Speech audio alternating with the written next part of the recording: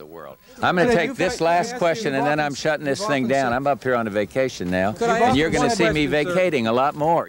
Vacating, that's what the president said, and that's what he does here in Kennebunkport.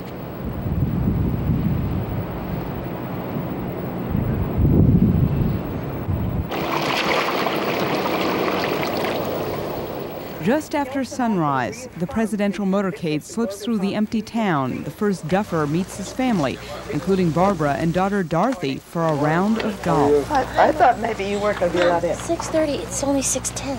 You know your father. While the president may be eager to get on the course, he can be less than enthused about his shots. I didn't dare, I was scared to death. 54. The president likes to boat, too, and have his way with the trailing press boat.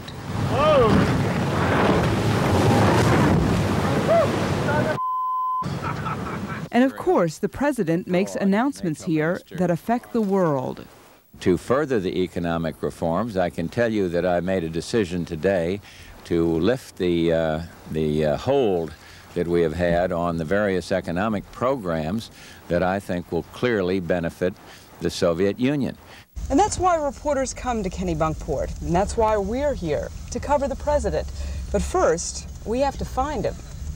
The president lives on Ocean Avenue, past homes stained gray with sea salt and seascapes that artists try to capture. Past the rocky beach lies the checkpoint. Okay, we're looking for the president's house. I don't know. I think he's at my house right now. You think he's at your house? Down on the right, yeah. Okay. Right beside Graceland. No stopping allowed on this part of Ocean Avenue, for just over the hill lies the sprawling summer White House. The Bush home on Walker's Point is set off and apart from the road. The glimpse for reporters and tourists alike is all too brief. 5 seconds. 4, 3, 2, 1. Hit it.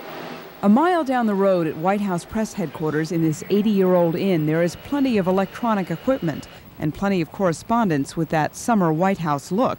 But there is frustration, too. Even top reporters complain they go days without being able to ask the president a direct question. Sometimes when you're in Kennebunkport, you feel like you're on another planet.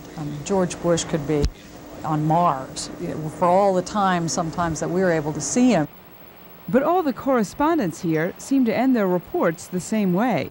Randall Pinkston, CBS News, with the president in Kennebunkport. I think it's interesting how all these reporters say that they're with the president, you know, like he's right next door to him and they're really miles up the coast from him.